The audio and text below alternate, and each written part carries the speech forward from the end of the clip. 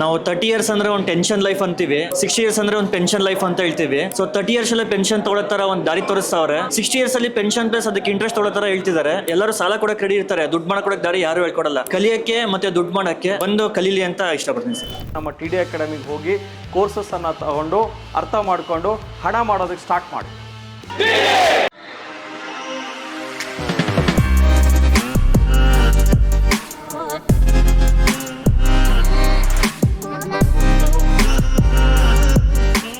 Hi friends, ದಿನದ ಎಲ್ಲ ಪ್ರಮುಖ ಸುದ್ದಿಯನ್ನು ನಿಮಗೆ ತಲುಪಿಸುವ mastmaga.comನ ಫುಲ್ ನ್ಯೂಸ್ಗೆ ಸ್ವಾಗತ. ನಾನು ಅಮರ್ ಪ್ರಸಾದ್. ರಾಜ್ಯದ ಗಣೇಶ ವಿಸರ್ಜನೆ ಗಲಾಟೆ ಮತ್ತು ಕೋಮು ಗಲಭೆಗೆ ಸಂಬಂಧಪಟ್ಟಂತೆ PM ನರೇಂದ್ರ ಮೋದಿ ಪ್ರತಿಕ್ರಿಯೆ ಕೊಟ್ಟಿದ್ದಾರೆ. ಕಾಂಗ್ರೆಸ್ ವಿರುದ್ಧ ತೀವ್ರ ಆಕ್ರೋಶ ಅಥವಾ ಟೀಕಾ ಪ್ರಹಾರ ಮಾಡಿದ್ದಾರೆ. ಕಾಂಗ್ರೆಸ್ ಸರ್ಕಾರ ತುಷ್ಟೀಕರಣ ನೀತಿಯನ್ನು ಅನುಸರಿಸ್ತಾ ಇದೆ ಅಂತ ಕಿಡಿಕಾರಿದ್ದಾರೆ.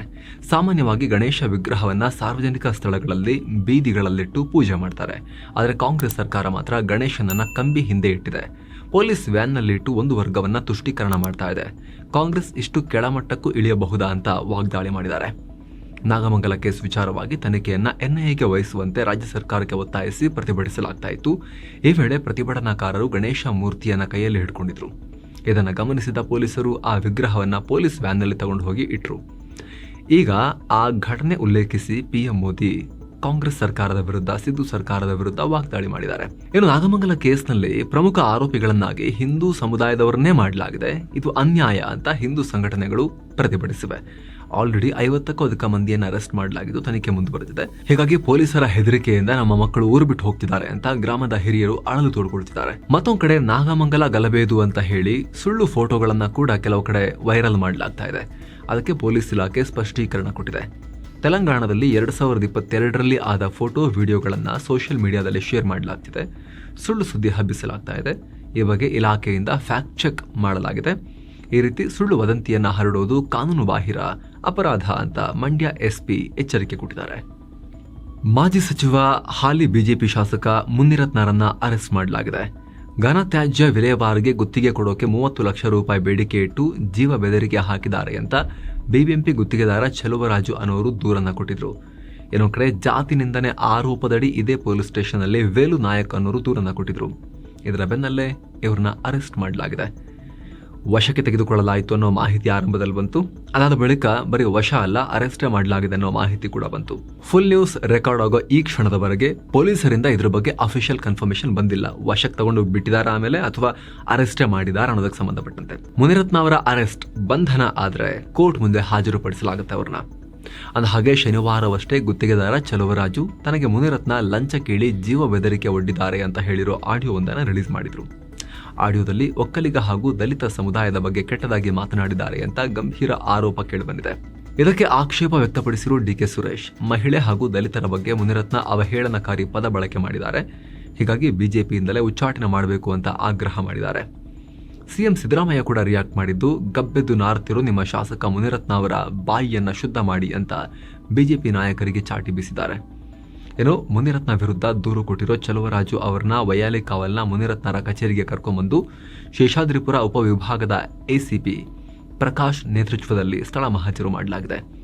ಏನೋ ಆರಂಭದಲ್ಲಿ ಮುನಿರತ್ನ ತಪ್ಪಿಸಿಕೊಂಡಿದ್ದಾರೆ ಅಂತ ಸುದ್ದಿ ಬರ್ತಾ ಇತ್ತು. ಕೋಲಾರದಿಂದ ಆಂಧ್ರಕ್ಕೆ ಹೋಗಿದ್ರು ಅಂತ ಕೂಡ ಆರೋಪ ಕೇಳಿಬಂದಿತ್ತು. ಇದರ ಬೆನ್ನಲ್ಲೇ ಪೊಲೀಸರು ಮೊಬೈಲ್ ಟ್ರೇಸ್ ಮಾಡಿ ಅವರನ್ನ ಹಿಡಿದಿದ್ದಾರೆ. ಕೋಲಾರ ಪೊಲೀಸರಿಗೆ ಮಾಹಿತಿ ಕೊಟ್ಟು ಅವರಿಂದ ಬೆಂಗಳೂರು ಪೊಲೀಸರು ಆಮೇಲೆ ವಶಕ್ಕೆ ತಗೊಂಡಿದ್ದಾರೆ ಅಂತ ಮಾಹಿತಿ ಬಂದಿದೆ. ಇನ್ನು BJPಯಿಂದಲೂ ಈಗ ಕ್ರಮ ಆಗಿದೆ. BJPಯ ಶಿಸ್ತು ಸಮಿತಿಯಿಂದ ಶೋಕಾಸ್ ನೋಟಿಸ್ ಅನ್ನು ಮುನಿರತ್ನಗೆ ಜಾರಿ ಮಾಡಲಾಗಿದ್ದು 5 ದಿನಗಳ ಒಳಗೆ ಉತ್ತರ ಕೊಡುವಂತೆ ಮುನಿರತ್ನಗೆ ಸೂಚಿಸಲಾಗಿದೆ. 15 ವರ್ಷದ ಬಾಲಕಿ ಮೇಲೆ ಅತ್ಯಾಚಾರ ಎಸಗಿದ್ದ ಆರೋಪಿ ವಿರುದ್ಧ ಕಂಪ್ಲೇಂಟ್ ಕೊಟ್ಟರು, ಕೇಸ್ ಕೊಟ್ಟರು ಅಂತ ಸುಮಾರು 50 SC ಕುಟುಂಬಗಳಿಗೆ ಊರಿಂದ ಬಹಿಷ್ಕಾರ ಹಾಕಲಾಗಿದೆ. ಯಾದಗಿರಿ ಜಿಲ್ಲೆಯ ಹುಣಸಗಿ ತಾಲೂಕಿನ ಬಪ್ಪರಗ ಗ್ರಾಮದಲ್ಲಿ ಜನರಲ್ ಕ್ಯಾಟಗರಿಗೆ ಸೇರಿದ 23 ವರ್ಷದ ಯುವಕನೊಬ್ಬ ಪರಿಶಿಷ್ಟ ಜಾತಿಗೆ ಸೇರಿದ ಅಪ್ರಾಪ್ತ ಬಾಲಕಿ ಮೇಲೆ ಅತ್ಯಾಚಾರ ಎಸಗಿದ್ದ. ಬಳಿಕ ಆಕೆಗೆ, ನೀನು SC ಆಗಿರೋದ್ರಿಂದ ನಿನ್ನೊಂದಿಗೆ ಮದುವೆ ಮಾಡಿಕೊಳ್ಳಲ್ಲ, ಹಾಗಾಗಿ ಗರ್ಭಪಾತ ಮಾಡಿಸಬೇಕು ಅಂತ ಆತ ಹೇಳಿದ್ದ ಅಂತ ಬಾಲಕಿಯ ಪೋಷಕರು ಯುವಕನ ವಿರುದ್ಧ ದೂರನ್ನ ಕೊಟ್ಟಿದ್ರು. ಹೀಗಾಗಿ ಈ ದೂರಿನಂತೆ ಆಗಸ್ಟ್ 12ನೇ ತಾರೀಕು ನಾರಾಯಣಪುರ ಠಾಣೆಯಲ್ಲಿ ಆರೋಪಿ ವಿರುದ್ಧ ಪೋಕ್ಸೋ ಅಡಿ ಕೇಸ್ ದಾಖಲಾಗಿತ್ತು. ಆರೋಪಿ ಯುವಕನನ್ನ ಪೊಲೀಸರು ಬಂಧಿಸಿ ನ್ಯಾಯಾಂಗ ಬಂಧನಕ್ಕೆ ಒಪ್ಪಿಸಿದ್ರು. ಆದರೆ ಇವರು ರಾಜಿಯಾಗಿ ಕೇಸ್ ವಾಪಸ್ ತಗೊಂಡಿಲ್ಲ ಅಂತ ಹೇಳಿ ಸಾಮಾನ್ಯ ವರ್ಗದವರು ಅವ್ರನ್ನ ಗ್ರಾಮದಿಂದ ಬಹಿಷ್ಕಾರ ಹಾಕಿದ್ದಾರೆ ಅಂತ ಹೇಳಲಾಗಿದೆ. ಏನು ಗ್ರಾಮದಲ್ಲಿ ನಮಗೆ ಕಿರಾಣಿ ಹಾಗೂ ಮತ್ತಿತರ ದೈನಂದಿನ ಬಳಕೆ ವಸ್ತುಗಳನ್ನ ಮಾರಾಟ ಮಾಡದಂತೆ ಸೂಚಿಸಲಾಗಿದೆ. ಹೀಗಾಗಿ ಅಂಗಡಿಗಳಲ್ಲಿ ನಮಗೆ ದಿನಸಿ ಸಾಮಗ್ರಿಯನ್ನ ಕೊಡ್ತಾ ಇಲ್ಲ ಅಂತ ಬಾಲಕಿಯ ಕುಟುಂಬಸ್ಥರು ಆರೋಪ ಮಾಡಿದ್ದಾರೆ. ಹೀಗಾಗಿ ಸದ್ಯ ವಿಚಾರ ತಿಳಿದು ಯಾದಗಿರಿ ಡಿಸಿ ನಿರ್ದೇಶನದ ಮೇರೆಗೆ ಜಿಲ್ಲಾ ಪೊಲೀಸ್ ವರಿಷ್ಠಾಧಿಕಾರಿ ಜಿ ಸಂಗೀತಾ ಸೇರಿ ಸ್ಥಳೀಯ ಅಧಿಕಾರಿಗಳು ಗ್ರಾಮದಲ್ಲಿ ಶಾಂತಿ ಸಭೆ ನಡೆಸಿದ್ದಾರೆ. ಅಲ್ಲದೆ ಜಾತಿ ಪದ್ಧತಿ ಹೋಗಲಾಡಿಸಿ ಸಹಬಾಳ್ವೆ ಜೀವನ ಮಾಡಬೇಕು ಅಂತ ಜನರಿಗೆ ಉಪದೇಶ ಕೊಟ್ಟಿದ್ದಾರೆ. ಇವತ್ತಿನ ಕಾಲದಲ್ಲೂ ನಾವು ಇಂತಹ ಮಾನಸಿಕ ರೋಗದಿಂದ ಬಳಲ್ತಾ ಇದ್ದೀವಿ. ಜಾತಿ, ಅದರಲ್ಲೂ ಕೂಡ ಮೇಲು ಕೀಳು, ಮನುಷ್ಯ ಅದೇ ಹೃದಯ, ಅದೇ ಮೆದುಳು, ಅದೇ ಚರ್ಮ, ಅದೇ ರಕ್ತ, ಚರ್ಮದ ಬಣ್ಣ ಬೇರೆ ಬೇರೆ ಇರ್ಬೋದು, ಅದು ಬಿಟ್ಟರೆ ಉಳಿದಂತೆ ಎಲ್ಲವೂ ಸೇಮ್ ಇರೋ ಮನುಷ್ಯ ಹುಟ್ಟಿನ ಆಧಾರದಲ್ಲಿ ಮೇಲು ಕೀಳು ಅಂತ ಮಾಡಿಕೊಂಡು ಸುಳ್ಳು ಶ್ರೇಷ್ಠತೆಯ ಭ್ರಮೆಯಲ್ಲಿ ಮತ್ತು ಸುಳ್ಳು ಕೀಳರಿಮೆಯ ಒಂದು ಭಯದಲ್ಲಿ ಜೀವನ ನಡೆಸೋ ಪರಿಸ್ಥಿತಿ ಇರುತ್ತೆ ಅಂತ ಹೇಳಿದ್ರೆ ನಿಜಕ್ಕೂ ಅತ್ಯಂತ ಘೋರ. ದೇಶ ಉದ್ಧಾರ ಆಗೋದಿಲ್ಲ. ಏನೋ ಶನಿವಾರವಷ್ಟೇ ಅಮೆರಿಕದಲ್ಲಿ ಭಾರತದ ಅಂದರೆ ಇಂಡಿಯಾ ಟುಡೇ ವರದಿಗಾರರೊಬ್ಬರು ತನ್ನ ಮೇಲೆ ವಿಪಕ್ಷ ನಾಯಕ ರಾಹುಲ್ ಗಾಂಧಿ ಅವರ ಟೀಮ್ ಹಲ್ಲೆ ಮಾಡಿದೆ ಅಂತ ಹೇಳಿದ್ರು. ಈ ವಿಚಾರವಾಗಿ ಪ್ರಧಾನಿ ಮೋದಿ ರಾಹುಲ್ ಮತ್ತು ಕಾಂಗ್ರೆಸ್ ವಿರುದ್ಧ ಟೀಕಾ ಪ್ರಹಾರ ಮಾಡಿದ್ದಾರೆ. ಕಾಶ್ಮೀರದ ದೊಡಾದಲ್ಲಿ ಎಲೆಕ್ಷನ್ ಕ್ಯಾಂಪೇನ್ ವೇಳೆ ಮಾತನಾಡಿದ ಮೋದಿ, ಕಾಂಗ್ರೆಸ್ನವರು ಮೊಹಮ್ಮದ್ ಕಿ ದುಕಾನ್ ಅಂದರೆ ಪ್ರೀತಿಯ ಅಂಗಡಿ ಅಂತ ಹೇಳ್ಕೊಳ್ತಾರೆ, ಆದರೆ ವಾಕ್ ಸ್ವಾತಂತ್ರ್ಯದ ಚಾಂಪಿಯನ್ಗಳು ನಮ್ಮದೇ ದೇಶದ ಪತ್ರಕರ್ತರ ಮೇಲೆ ಕ್ರೌರ್ಯ ತೋರಿದ್ದಾರೆ ಅಂತ ಹೇಳಿದ್ದಾರೆ. ಖುದ್ದು ಇಂಡಿಯಾ ಟುಡೇ ಕೂಡ ನಮ್ಮ ಪತ್ರಕರ್ತನ ಮೇಲೆ ಹಲ್ಲೆಯಾಗಿದೆ ಕಾಂಗ್ರೆಸ್ ಟೀಮ್ನಿಂದ ಅಂತ ಟಿವಿಯಲ್ಲೂ ಕೂಡ ಅವರು ಪ್ರಸಾರ ಮಾಡಿದ್ದಾರೆ. ಸೊ ಅಮೆರಿಕದಲ್ಲಿ ಭಾರತದ ಪುತ್ರನಿಗೆ ಅಪಮಾನ ಮಾಡಿದ್ದಾರೆ ಕಾಂಗ್ರೆಸ್ನವರು. ಹೀಗಾಗಿ ಪತ್ರಕರ್ತನನ್ನು ನಡೆಸಿಕೊಂಡ ರೀತಿ ನೋಡಿದ್ರೆ ಅಮೆರಿಕದ ಮಣ್ಣಿನಲ್ಲಿ ಭಾರತದ ಪ್ರತಿಷ್ಠೆಯನ್ನು ತಗ್ಗಿಸಿದಂಗೆ ಕಾಣಿಸ್ತಾ ಇದೆ ಅಂತ ಮೋದಿ ಹೇಳಿದ್ದಾರೆ. ಅಲ್ಲದೆ ದ್ವೇಷದ ಅಂಗಡಿ ಮೇಲೆ ಪ್ರೀತಿಯ ಅಂಗಡಿಯನ್ನು ಬೋರ್ಡ್ ಹಾಕೊಂಡು ತಿರುಗಾಡ್ತಿದ್ದಾರೆ ಅಂತ ಹೇಳಿದ್ದಾರೆ. ಅಂತ ಹಾಗೆ ಇಂಡಿಯಾ ಟುಡೇ ರಿಪೋರ್ಟರ್ ಏನ್ ಹೇಳಿದ್ರು ಅಂದ್ರೆ, ರಾಹುಲ್ ಗಾಂಧಿ ಅಮೆರಿಕಕ್ಕೆ ಹೋಗೋಕ್ಕೂ ಮುನ್ನ ಡಾಲಾಸ್ನಲ್ಲಿ ಕಾಂಗ್ರೆಸ್ನ ಓವರ್ಸೀಸ್ ಚೇರ್ಮನ್ ಸ್ಯಾಮ್ ಪಿತ್ರಡ್ ಅವರ ಇಂಟರ್ವ್ಯೂ ಮಾಡಿದ್ದೆ. ರಾಹುಲ್ ಗಾಂಧಿಯ ಅಡ್ವೈಸರ್ ತರ ಇವರು. ಈ ವೇಳೆ ಬಾಂಗ್ಲಾದಲ್ಲಿ ಹಿಂದೂಗಳನ್ನ ಟಾರ್ಗೆಟ್ ಮಾಡಿ ಹತ್ಯೆ ಮಾಡಲಾಗ್ತಿದೆ ಅಂತ ಪಿತ್ರೋಡ್ ಅವರಿಗೆ ಪ್ರಶ್ನೆ ಮಾಡಿದೆ. ಆಗ ಅದು ವಿವಾದಕ್ಕೆ ಕಾರಣ ಆಗುತ್ತೆ ಅಂತ ಹೇಳಿ ಅದಕ್ಕೆ ಅಲ್ಲಿದ್ದವರು ಆಕ್ಷೇಪ ವ್ಯಕ್ತಪಡಿಸಿದ್ರು. ರಾಹುಲ್ ಗಾಂಧಿ ಟೀಮ್ನ ಮೆಂಬರ್ ಒಬ್ಬರು ಬಂದ್ ಮಾಡಿ ಸ್ಟಾಪ್ ದ ಇಂಟರ್ವ್ಯೂ ಅಂತ ಹೇಳಿ ನನ್ನ ಮೇಲೆ ಕಾಂಗ್ರೆಸ್ ಕಾರ್ಯಕರ್ತರು ಮ್ಯಾನ್ ಹ್ಯಾಂಡ್ಲಿಂಗ್ ಮಾಡಿದ್ರು, ನನ್ನ ಮೊಬೈಲ್ ಕಿತ್ಕೊಂಡಿದ್ರು, 30 ನಿಮಿಷಗಳ ವಿಡಿಯೋನ ಡಿಲೀಟ್ ಮಾಡಿದ್ರು ಅಂತ ಇಂಡಿಯಾ ಟುಡೇ ಪತ್ರಕರ್ತ ರೋಹಿತ್ ಶರ್ಮಾ ಹೇಳಿದ್ರು. ಖುದ್ದು ಇಂಡಿಯಾ ಟುಡೇದನ್ನ ಹೌದು ನಮ್ಮ ಪತ್ರಕರ್ತನ ಮೇಲೆ ದಾಳಿ ಆಗಿದೆ ಅಂತ ಪ್ರಸಾರ ಮಾಡ್ತು. ಅದಕ್ಕೆ ಮೋದಿ ಈ ರೀತಿ ರಿಯಾಕ್ಟ್ ಮಾಡಿದ್ದಾರೆ. ಘಟನೆ ಕುರಿತು ಪ್ರತಿಕ್ರಿಯೆ ಕೊಟ್ಟಿರೋ ಸ್ಯಾಮ್ ಪಿತ್ರೋಡ ಚೆಕ್ ಮಾಡ್ತೀವಿ ಅಂತ ಹೇಳಿದ್ದಾರೆ. ದೇಶದಲ್ಲಿ ತೀವ್ರ ಆಕ್ರೋಶಕ್ಕೆ ಕಾರಣವಾಗಿದ್ದ ಕಲ್ಕತ್ತಾ ಟ್ರೈನಿ ಡಾಕ್ಟರ್ ಅತ್ಯಾಚಾರ ಹತ್ಯೆ ಕೇಸ್ಗೆ ಸಂಬಂಧಪಟ್ಟ ಹಾಗೆ ಸ್ಫೋಟಕ ವಿಚಾರ ಹೊರಬಿದ್ದಿದೆ. ಈ ಘಟನೆ ಖಂಡಿಸಿ ಪ್ರತಿಭಟನೆ ನಡೆಸ್ತಾ ಇರೋ ಜೂನಿಯರ್ ಡಾಕ್ಟರ್ಗಳ ಮೇಲೆ ದಾಳಿ ನಡೆಸೋಕೆ ಸಂಚು ರೂಪಿಸಲಾಗ್ತಿತ್ತು ಅನ್ನೋ ವಿಚಾರ ಈಗ ಗೊತ್ತಾಗಿದೆ. ಹೀಗಾಗಿ ಈ ಸಂಬಂಧ ಸಿಪಿಐಎಂ ಪಕ್ಷದ ನಾಯಕ ಕಲಾತನ ದಾಸ್ ಗುಪ್ತಾ ಸೇರಿದ ಹಾಗೆ ಒಟ್ಟು 2 ಬಂಗಾಳ ಪೊಲೀಸರು ಅರೆಸ್ಟ್ ಮಾಡಿದ್ದಾರೆ. ದಾಳಿಯ ಸಂಚು ಮಾಡಿರೋ ಬಗ್ಗೆ ಟಿಎಂಸಿ ನಾಯಕ ಕುನಾಲ್ ಘೋಷ್ ಆಡಿಯೋವೊಂದನ್ನು ರಿಲೀಸ್ ಮಾಡಿದ್ರು. ಅಲ್ಲದೆ ಬಂಗಾಳದಲ್ಲಿ ಮಮತಾ ಬ್ಯಾನರ್ಜಿ ಸರ್ಕಾರದ ಘನತೆಗೆ ಧಕ್ಕೆ ತರೋ ಉದ್ದೇಶದಿಂದ ಈ ದಾಳಿಗೆ ಸಂಚು ರೂಪಿಸಲಾಗಿತ್ತು ಅಂತ ಹೇಳಿದರು. ಅದರ ಬೆನ್ನಲ್ಲೇ ಈಗ ಪೊಲೀಸರು ಈ ಕ್ರಮ ತಗೊಂಡಿದ್ದಾರೆ ಅನ್ನೋ ಮಾಹಿತಿ ಸಿಕ್ಕಿದೆ. ಇನ್ನು ಕಲ್ಕತ್ತಾ ಟ್ರೈನಿ ಡಾಕ್ಟರ್ ಮೇಲಿನ ಅತ್ಯಾಚಾರ ಹತ್ಯೆ ಖಂಡಿಸಿ ಜೂನಿಯರ್ ಡಾಕ್ಟರ್ಗಳು ನಡೆಸ್ತಾ ಇರೋ ಪ್ರತಿಭಟನಾ ಸ್ಥಳಕ್ಕೆ ಪಶ್ಚಿಮ ಬಂಗಾಳ ಸಿಎಂ ಮಮತಾ ಬ್ಯಾನರ್ಜಿ ಭೇಟಿ ನೀಡಿದ್ದಾರೆ. ಈ ಬಗ್ಗೆ ಮಾತನಾಡಿರೋ ಅವರು, ನಾನು ಇಲ್ಲಿ ಸಿಎಂ ಆಗಿ ಬಂದಿಲ್ಲ, ಬದಲಿಗೆ ನಿಮ್ಮ ಹಿರಿಯ ಸಹೋದರಿಯಾಗಿ ಬಂದಿದ್ದೇನೆ. ಟ್ರೈನಿ ಡಾಕ್ಟರ್ಗಾಗಿ ನನಗೂ ನ್ಯಾಯ ಬೇಕಾಗಿದೆ, ದಯವಿಟ್ಟು ಪ್ರತಿಭಟನೆ ನಿಲ್ಲಿಸಿ ಅಂತ ಆಗ್ರಹ ಮಾಡಿದ್ದಾರೆ. ಅಲ್ಲದೆ ಈ ಬಿಕ್ಕಟ್ಟನ್ನು ಬಗೆಹರಿಸೋಕೆ ನನ್ನ ಕೊನೆಯ ಪ್ರಯತ್ನ ಅಂತ ಮಮತಾ ಬ್ಯಾನರ್ಜಿ ಹೇಳಿದ್ದಾರೆ. ಅಂದಹಾಗೆ ಸೆಪ್ಟೆಂಬರ್ 10ರಿಂದ ಜೂನಿಯರ್ ಡಾಕ್ಟರ್ಸ್ ಕಲ್ಕತ್ತಾದ ಸಾಲ್ಟ್ ಲೇಕ್ನಲ್ಲಿರೋ ಸ್ವಾಸ್ಥ್ಯ ಭವನದ ಮುಂದೆ ಪ್ರತಿಭಟಿಸ್ತಾ ಇದ್ದಾರೆ. ಮತ್ತೊಂದು ಕಡೆ ಕಲ್ಕತ್ತಾದ ನಡು ರೋಡಲ್ಲಿ ಸ್ಫೋಟ ಉಂಟಾಗಿದೆ. ಒಬ್ಬರು ಪ್ರಾಣ ಕಳ್ಕೊಂಡಿದ್ದಾರೆ, ಒಬ್ಬರು ತೀವ್ರ ಗಾಯಗೊಂಡಿದ್ದಾರೆ. ಏನ್ ಸ್ಫೋಟ ಆಯಿತು ಅನ್ನೋದನ್ನ ಚೆಕ್ ಮಾಡ್ತಾ ಇದ್ದೀವಿ ಅಂತ ಪೊಲೀಸರು ಹೇಳಿದ್ದಾರೆ. ಏನೋ ಕಳೆದ ಕೆಲ ದಿನಗಳಿಂದ ಯುಪಿಯಲ್ಲಿ ಸುರಿತಾ ಇರೋ ಧಾರಾಕಾರ ಮಳೆ ಈಗ ದೊಡ್ಡ ಅವಾಂತರಕ್ಕೆ ಕಾರಣ ಆಗಿದೆ. ವಿಶ್ವವಿಖ್ಯಾತ ಜಗತ್ತಿನ 7 ಅದ್ಭುತಗಳಲ್ಲೊಂದಾದ ತಾಜ್ ಮಹಲ್ನಲ್ಲಿ ಈಗ ತೂತಾಗಿದೆ ಅಂತ ಗೊತ್ತಾಗಿದೆ. ತಾಜ್ ಮಹಲ್ನ ಮುಖ್ಯ ಗುಮ್ಮಟದಲ್ಲಿ ನೀರು ಸೋರ್ತಾ ಇದೆ. ಈ ಬಗ್ಗೆ ಡ್ರೋನ್ ಕ್ಯಾಮೆರಾ ಮೂಲಕ ಚೆಕ್ ಮಾಡ್ತಾ ಇದ್ದೀವಿ, ಆದರೆ ಸ್ಮಾರಕಕ್ಕೆ ಯಾವುದೇ ಹಾನಿಯಾಗಿಲ್ಲ ಅಂತ ಅಧಿಕಾರಿಗಳು ಹೇಳಿದ್ದಾರೆ.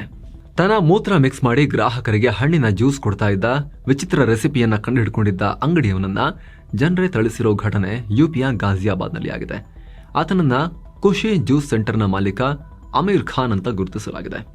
ಈತನೊಂದಿಗೆ ಅಪ್ರಾಪ್ತ ಸಹಾಯಕನೊಬ್ಬ ಕೂಡ ಇದ್ದ. ಆತನನ್ನು ಕೂಡ ಪೊಲೀಸರು ಹಿಡ್ಕೊಂಡು ಹೋಗಿದ್ದಾರೆ. ಹಣ್ಣಿನ ರಸಕ್ಕೆ ಈತ ಮೂತ್ರ ಬೆರೆಸಿದ್ದನ್ನ ಕೆಲವರು ಕಣ್ಣಾರೆ ಕಂಡು ಬಳಿಕ ಎಲ್ಲರೂ ಸೇರಿ ಹೊಡೆದಿದ್ದಾರೆ ಅನ್ನೋದು ವರದಿ. ಸ್ಥಳಕ್ಕೆ ಆಗಮಿಸಿದ ಪೊಲೀಸರು ಅಂಗಡಿಯಲ್ಲಿದ್ದ ಯೂರಿನ್ ತುಂಬಿದ್ದ ಪ್ಲಾಸ್ಟಿಕ್ ಕ್ಯಾನ್ ಅನ್ನ ವಶಪಡಿಸಿಕೊಂಡಿದ್ದಾರೆ.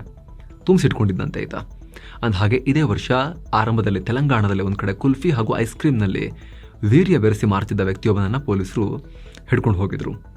ಈಗ ಈ ಘಟನೆಯಾಗಿದೆ. ಏನು ಕಥೆಯೋ, ಏನು ನಡೀತಿದೆ, ಎಂಥ ವಿಕೃತ ಮನಸ್ಥಿತಿ ಈ ಮನುಷ್ಯರದ್ದು, ಬಹಳ ಆಶ್ಚರ್ಯ ಆಗ್ತಾ ಇದೆ. ನಂಬರ್ 7, ಲೋಕ್ ಕಲ್ಯಾಣ್ ಮಾರ್ಗ, ನವದೆಹಲಿ. ಅಂದರೆ ಭಾರತದ ಪ್ರಧಾನಮಂತ್ರಿಗಳ ಅಧಿಕೃತ ಅಡ್ರೆಸ್ ಇದು. ಈಗ ನರೇಂದ್ರ ಮೋದಿ ಅವರು ಪ್ರಧಾನಿ ಅಲ್ವಾ, ಸೊ ಅವರ ನಿವಾಸಕ್ಕೆ ಹೊಸ ಕುಟುಂಬಸ್ಥರೊಬ್ಬರು ಸೇರ್ಪಡೆಯಾಗಿದ್ದಾರೆ. PM ಮೋದಿ ನಿವಾಸದಲ್ಲಿರೋ ಪುಂಗನೂರು ತಳಿಯ ಹಸುವೊಂದು ಕರುವಿಗೆ ಜನ್ಮ ಕೊಟ್ಟಿದೆ. ಈ ವಿಚಾರವನ್ನ ಖುದ್ದು PM ಮೋದಿ ಸೋಷಿಯಲ್ ಮೀಡಿಯಾದಲ್ಲಿ ಹಂಚಿಕೊಂಡಿದ್ದಾರೆ. ಕರುವಿಗೆ ದೀಪ ಜ್ಯೋತಿ ಅಂತ ಹೆಸರಿಟ್ಟಿದ್ದಾರೆ. ಕರುವಿನ ಹಣೆ ಮೇಲೆ ಬೆಳಕಿನ ಚಿಹ್ನೆ ಇರೋದನ್ನ ನೋಡಿ ಈ ಹೆಸರನ್ನ ಇಡಲಾಗಿದೆ ಅಂತ ಹೇಳಿದ್ದಾರೆ. ಆಂಧ್ರ ಪ್ರದೇಶದ ರಾಯಲಸೀಮಾ ಪ್ರದೇಶದ ಈ ಪುಂಗನೂರು ತಳಿ ಜಗತ್ತಿನ ಅತ್ಯಂತ ಚಿಕ್ಕ ಜಾನುವಾರು ತಳಿಗಳಲ್ಲಿ ಒಂದು. ಅದಾನಿ ಗ್ರೂಪ್ಸ್ಗೆ ಸಂಬಂಧಪಟ್ಟ ವಿದೇಶಿ ಫಂಡ್ಗಳಲ್ಲಿ ಹೂಡಿಕೆ ಮಾಡಿರೋ ಆರೋಪ ಇರೋ SEBI chief Madhavi Puri Butch Chinese ಕಂಪನಿಗಳ ಮೇಲೂ ಹೂಡಿಕೆ ಮಾಡಿದ್ದಾರೆ ಅನ್ನೋ ಆರೋಪ ಕೇಳಿಬಂದಿದೆ. ಆದರೆ ಈ ಬಾರಿ ಆರೋಪ ಮಾಡಿರೋದು Congress party. Congress working committee member Pavan Khera SEBI ಮುಖ್ಯಸ್ಥೆ ಲಿಸ್ಟೆಡ್ ಕಂಪನಿಗಳಲ್ಲಿ ಟ್ರೇಡಿಂಗ್ ಮಾಡ್ತಿದ್ದಾರೆ, ಭಾರತದ ಹೊರಗೆ ದೊಡ್ಡ ಮಟ್ಟದ ಹೂಡಿಕೆ ಮಾಡಿದ್ದಾರೆ. ಅದರಲ್ಲೂ ಭಾರತದ ಶತ್ರು ಚೀನಾದಲ್ಲಿ ಮಾಧವಿ ಪುರಿ ಬುಚ್ ಹೂಡಿಕೆ ಮಾಡಿದ್ದಾರೆ. ಈ ವಿಚಾರಗಳೆಲ್ಲ ಪ್ರಧಾನಿಗೆ ಗೊತ್ತಾ ಅಂತ ಪ್ರಶ್ನೆ ಮಾಡಿದ್ದಾರೆ. ಇತ್ತೀಚೆಗೆ Madhavi, Mahindra groups, agora advisory, doctor Reddy's, Pidilite ಮುಂತಾದ ಕಂಪನಿಗಳೊಂದಿಗೆ ವ್ಯವಹಾರದಲ್ಲೂ ಇನ್ವಾಲ್ವ್ ಆಗಿದ್ರು, ಹಣ ಪಡೆದಿದ್ದಾರೆ ಅನ್ನೋ ಆರೋಪವನ್ನು ಕಾಂಗ್ರೆಸ್ ಮಾಡಿತ್ತು. ಆದರೆ ಪುರಿ ದಂಪತಿ ಅದನ್ನು ರಿಜೆಕ್ಟ್ ಮಾಡಿದ್ರು, ಇದೆಲ್ಲ ಸುಳ್ಳು ಅಂತ ಹೇಳಿದರು. ವಕ್ಫ್ ಬಿಲ್ ತಿದ್ದುಪಡಿ ಸಂಬಂಧ ಪ್ರಚೋದನಕಾರಿ ಭಾಷಣ ಮಾಡಿ ವಿಡಿಯೋ ಶೇರ್ ಮಾಡಿರೋ ಇಸ್ಲಾಂ ಧರ್ಮ ಪ್ರಚಾರಕ, ವಿವಾದಿತ ಪ್ರಚಾರಕ ಜಾಕಿರ್ ನಾಯಕ್ ವಿರುದ್ಧ ಕೇಂದ್ರ ಸಚಿವ ಕಿರಣ್ ರಿಜಿಜು ಆಕ್ರೋಶ ವ್ಯಕ್ತಪಡಿಸಿದ್ದಾರೆ. ಇಂತಹ ಭಾರತ ವಿರೋಧಿ ಮನಸ್ಥಿತಿಗಳು ಕೋಮು ಗಲಭೆ ಸೃಷ್ಟಿಸೋಕೆ ಸಂಚು ರೂಪಿಸ್ತಾ ಇವೆ. ಹೀಗಾಗಿ ನಾವೆಲ್ಲ ಇಂಥವರ ವಿರುದ್ಧ ಒಟ್ಟಾಗಿ ಹೋರಾಡಬೇಕು ಅಂತ ಹೇಳಿದ್ದಾರೆ. ಹೊಸ ವಕ್ಫ್ ತಿದ್ದುಪಡಿ ಬಿಲ್ ಪಾಸ್ ಆದರೆ ಸಾವಿರಾರು ಮಸೀದಿ, ಮದ್ರಸಾ, ಸ್ಮಶಾನಗಳು ಸೇರಿದ ಹಾಗೆ ಒಂದಷ್ಟು ಆಸ್ತಿಗಳು ಸರ್ಕಾರ ತನ್ನ ಕಂಟ್ರೋಲ್ ತಗೊಂಡ್ಬಿಡುತ್ತೆ ಅಂತ ಈ ನಾಯ್ಕ್ ವಿಡಿಯೋ ಒಂದರಲ್ಲಿ ಹೇಳಿಕೆಯನ್ನು ಕೊಟ್ಟಿದ್ದ. ಹೀಗಾಗಿ ಈತನ ವಿರುದ್ಧ UAPA ಆಕ್ಟ್ ಅಡಿಯಲ್ಲಿ ಉಗ್ರ ಚಟುವಟಿಕೆಗೆ ಸಂಬಂಧಪಟ್ಟ ಆರೋಪದ ಮೇಲೆ ಕೇಸ್ ದಾಖಲಾಗಿದೆ. ಅಂದಹಾಗೆ ಈತ ಭಾರತದ ವಾಂಟೆಡ್ ಲಿಸ್ಟ್ನಲ್ಲಿರೋ ವ್ಯಕ್ತಿ. 1984 ಆಗಸ್ಟ್ 24ನೇ ತಾರೀಕು ಹೈಜಾಕ್ ಆಗಿದ್ದ ಇಂಡಿಯನ್ ಏರ್ಲೈನ್ಸ್ನ ದಿಲ್ಲಿ ಟು ಶ್ರೀನಗರ್ ಫ್ಲೈಟ್ ವಿಚಾರವಾಗಿ ವಿದೇಶಾಂಗ ಸಚಿವ ಎಸ್ ಜೈಶಂಕರ್ ಮಾತನಾಡಿದ್ದಾರೆ. ಸ್ವಿಟ್ಜರ್ಲೆಂಡ್ನ ಜೆನೆವಾದಲ್ಲಿ ನೆಟ್ಫ್ಲಿಕ್ಸ್ನ IC-814 ಹೈಜಾಕ್ ಸೀರೀಸ್ ವಿಚಾರವಾಗಿ ಪ್ರತಿಕ್ರಿಯೆ ಕೊಡುವ ವೇಳೆ ಮಾತನಾಡಿದ ಜೈಶಂಕರ್, 1984ರಲ್ಲಿ ಒಂದು ವಿಮಾನ ಹೈಜಾಕ್ ಆಗಿತ್ತಲ್ಲ, ಆ ಫ್ಲೈಟ್ನ ಇನ್ಸಿಡೆಂಟ್ ಬಗ್ಗೆ ಮಾಹಿತಿಯನ್ನು ಕೊಟ್ಟರು. ಅದರಲ್ಲಿ ನನ್ನ ತಂದೆ ಕೃಷ್ಣಮೂರ್ತಿ ಸುಬ್ರಹ್ಮಣ್ಯಂ ಕೂಡ ಇದ್ದರು. ಆಗ ನಾನು ಒಂದು ಕಡೆ ಈ ಹೈಜಾಕಿಂಗ್ ಬಿಕ್ಕಟ್ಟನ್ನು ನಿವಾರಿಸೋ ಟೀಮ್ನಲ್ಲಿ ಯಂಗ್ ಆಫೀಸರ್ ಆಗಿದ್ದರೆ, ಮತ್ತೊಂದು ಕಡೆ ಹೈಜಾಕ್ ಆಗಿರೋ ವಿಮಾನದಲ್ಲಿರೋರನ್ನ ಬಿಡಿಸ್ಕೊಂಡು ಬರೋಕೆ ಸರ್ಕಾರಕ್ಕೆ ಆಗ್ರಹಿಸಿರೋ ಕುಟುಂಬಗಳ ಮೆಂಬರ್ನಲ್ಲಿಯೂ ಕೂಡ ಒಬ್ಬನಾಗಿದ್ದೆ ನಾನು. ಅಲ್ಲದೆ ಈ ಹೈಜಾಕ್ ಘಟನೆಯಿಂದ ಮನೆಗೆ ಬರೋಕೆ ಲೇಟ್ ಆಗುತ್ತೆ ಅಂತ ಹೇಳಿ ಅಮ್ಮನಿಗೆ ಕಾಲ್ ಮಾಡಿ ಹೇಳಿದ್ದೆ. ಈ ಥರ ಎಲ್ಲ ಅವತ್ತಾಗಿತ್ತು ಅಂತ ಜೈಶಂಕರ್ ಹೇಳಿದ್ದಾರೆ. ಅದಾಗಿ 1984 ಆಗಸ್ಟ್ 24ನೇ ತಾರೀಕು ಕೂಡ ಒಂದು ಹೈಜಾಕ್ ಆಗಿತ್ತು. ದಿಲ್ಲಿಯಿಂದ ಶ್ರೀನಗರಕ್ಕೆ ಹೊರಟಿದ್ದ ಇಂಡಿಯನ್ ಏರ್ಲೈನ್ಸ್ ಫ್ಲೈಟನ್ನು ಪಂಜಾಬ್ನ ಪಠಾಣ್ ಕೋಟ್ ಬಳಿ ಖಲಿಸ್ತಾನಿ ಉಗ್ರಗಾಮಿಗಳು ಹೈಜಾಕ್ ಮಾಡಿದ್ರು. ಬಿಂದ್ರನ್ವಾಲೆ ರಿಲೀಸ್ಗೆ ಬೇಡಿಕೆ ಇಟ್ಟಿದ್ರು. ಬಳಿಕ ಫ್ಲೈಟನ್ನು ದುಬೈಗೆ ಹಾರಿಸಿದ್ರು. ಈ ಘಟನೆಯಾದ 36 ಗಂಟೆಗಳ ಬಳಿಕ 12 ಖಲಿಸ್ತಾನಿ ಉಗ್ರರು ಶರಣಾಗಿದ್ರು. ಆಗ 6 ಸಿಬ್ಬಂದಿ ಮತ್ತು 68 ಪ್ಯಾಸೆಂಜರ್ಗಳನ್ನು ರಿಲೀಸ್ ಮಾಡಲಾಗಿತ್ತು. ಸೊ ಈಗ ಈ ಘಟನೆಯನ್ನು ಜೈಶಂಕರ್ ಮೆಲುಕು ಹಾಕಿದ್ದಾರೆ. ಏನು ಗಡಿ ವಿಚಾರವಾಗಿ ಭಾರತ, ಚೀನಾ 2 ರಾಷ್ಟ್ರಗಳು ಒಟ್ಟಿಗೆ ಸೇರ್ಕೊಂಡು ಕೆಲಸ ಮಾಡೋಕೆ ಒಪ್ಕೊಂಡಿದ್ದಾರೆ ಅಂತ ಚೀನಾ ಹೇಳಿದೆ. ಗಲ್ವಾನ್ ಕಣಿವೆ, ಪೂರ್ವ ಲಡಾಖ್ ಸೇರಿದ ಹಾಗೆ ಒಟ್ಟು 4 ಪ್ರದೇಶಗಳಲ್ಲಿ ಉಭಯ ಪಡೆಗಳು ಪರಿಸ್ಥಿತಿಯನ್ನು ಸ್ಟಡಿ ಮಾಡಿದ್ದಾರೆ. ಹೀಗಾಗಿ ಗಡಿಯಲ್ಲಿ ಸ್ಟೇಬಲ್ ವಾತಾವರಣ ಇದೆ, ಸ್ಥಿರ ಇದೆ, ಎಲ್ಲ ಕಂಟ್ರೋಲಲ್ಲಿದೆ ಅಂತ ಚೀನಾ ವಿದೇಶಾಂಗ ಸಚಿವಾಲಯದ ವಕ್ತಾರರಾಗಿರುವಂಥ ಮಾವನಿಂಗ್ ಹೇಳಿದ್ದಾರೆ. ಅಂದಹಾಗೆ ಚೀನಾ ಜೊತೆಗೆ 75% ಏನು ಪ್ರಾಬ್ಲಮ್ಸ್ ಇತ್ತು ಗಡಿಯಲ್ಲಿ, ಅದಕ್ಕೆ ನಾವು ಪರಿಹಾರ ಕಂಡುಕೊಂಡಿದ್ದೀವಿ. ಆದರೆ ಚೀನಾ ಹೆಚ್ಚು ಮಿಲಿಟರಿ ನಿಯೋಜನೆ ಮಾಡ್ತಿರೋದೇ ದೊಡ್ಡ ಸಮಸ್ಯೆ ಅಂತ ವಿದೇಶಾಂಗ ಮಂತ್ರಿ ಎಸ್ ಜೈಶಂಕರ್ ಕೂಡ ಪ್ರತಿಕ್ರಿಯೆ ಕೊಟ್ಟಿದ್ರು. ಅಚ್ಚರಿಯ ಬೆಳವಣಿಗೆಯಲ್ಲಿ ಅಫ್ಘಾನಿಸ್ತಾನದ ತಾಲಿಬಾನ್ ಸರ್ಕಾರ ಕ್ರಿಕೆಟ್ ಬ್ಯಾನ್ ಮಾಡೋಕೆ ಮುಂದಾಗಿದೆ ಅನ್ನೋ ವರದಿಗಳು ಬರ್ತಾ ಇವೆ. ಅಫ್ಘಾನಿಸ್ತಾನದ Islamic Emirates supreme leader Hibatullah Akhundzada cricket ಮೇಲೆ ಹಂತ ಹಂತವಾಗಿ ಬ್ಯಾನ್ ಹೇರ್ತಾರೆ ಅಂತ ವೆಸ್ಗಾ 24 ಅನ್ನೋ ಸಂಸ್ಥೆ ರಿಪೋರ್ಟ್ ಮಾಡಿದೆ. ಸುಪ್ರೀಂ ಲೀಡರ್ ಅಖುಂಜಾದಾ ಹಾಗೂ ಅಫ್ಘಾನ್ನಲ್ಲಿ ಕ್ರಿಕೆಟ್ ಹೂಡಿಕೆ ಮಾಡಿರುವ ಅವರ ತಮ್ಮ ಅನನ್ ಅಖ್ರಾನಿ ಮಧ್ಯೆ ಕ್ರಿಕೆಟ್ ವಿಚಾರವಾಗಿ ವೈಮನಸ್ಸಿದೆ. ಇದೇ ಕಾರಣಕ್ಕೆ ಅಖುಂಜಾದಾ ಕ್ರಿಕೆಟ್ ಬ್ಯಾನ್ ಮಾಡೋಕೆ ಮುಂದಾಗಿದ್ದಾರೆ ಅಂತ ಈ ವರದಿ ಹೇಳ್ತಾ ಇದೆ. ಆದರೆ ತಾಲಿಬಾನ್ ಸರ್ಕಾರದ ಕಡೆಯಿಂದ ಈ ಬಗ್ಗೆ ಯಾವುದೇ ಅಫಿಷಿಯಲ್ ಮಾಹಿತಿ ಇನ್ನೂ ಕೂಡ ಬಂದಿಲ್ಲ. ಸದ್ಯ ಅಫ್ಘಾನಿಸ್ತಾನದಲ್ಲಿ ಮಹಿಳೆಯರಿಗೆ ಯಾವುದೇ ಕ್ರೀಡೆಯಲ್ಲಿ ಭಾಗವಹಿಸದಂತೆ ನಿರ್ಬಂಧ ಇದೆ. ಪುರುಷರು ಕ್ರಿಕೆಟ್ ಆಡ್ಕೊಂಡು ಚೆನ್ನಾಗಿ ಪಾಪ ಗ್ರೋ ಆಗ್ತಾ ಇದ್ರು, ವರ್ಲ್ಡ್ ಲೆವೆಲ್ನಲ್ಲಿ ಹೆಸರು ಮಾಡ್ತಿದ್ರು. ತಾಲಿಬಾನಿಗಳ ಕಣ್ಣು ಅವ್ರ ಮೇಲೂ ಬಿದ್ದಂಗೆ ಕಾಣಿಸ್ತಾ ಇದೆ. ಸೊ ಫ್ರೆಂಡ್ಸ್, ಇದಾಗಿತ್ತು ಇವತ್ತಿನ ಫುಲ್ ನ್ಯೂಸ್. ನಾವು ಕೊಯ್ದಿಲ್ಲ, ಎಳೆದಿಲ್ಲ, ಕಿರ್ಚಾಡು ಇಲ್ಲ, ಬರೀ ಸುದ್ದಿ ಥರದಲ್ಲಿ ನಿಮಗೆ ಕೊಡೋ ಪ್ರಯತ್ನವನ್ನು ಮಾಡಿದ್ದೇವೆ. ನಮ್ಮ ಈ ಪ್ರಯತ್ನ ನಿಮಗೆ ಇಷ್ಟ ಆಗ್ತಾ ಇದ್ದರೆ ದಯವಿಟ್ಟು mastmaga.comನ ಚಾನಲ್ಗೆ ಸಬ್ಸ್ಕ್ರೈಬ್ ಮಾಡಿ, ಪಕ್ಕದ ಬೆಲ್ ಐಕಾನ್ ಮೇಲೆ ಕ್ಲಿಕ್ ಮಾಡಿ ಅಂತ ನಿಮ್ಮಲ್ಲಿ ನಮ್ಮ ಮನವಿ. Thank you so much. ಮತ್ತೆ ಭೇಟಿ ಆಗ್ತಿರೋಣ. ನಮಸ್ತೆ.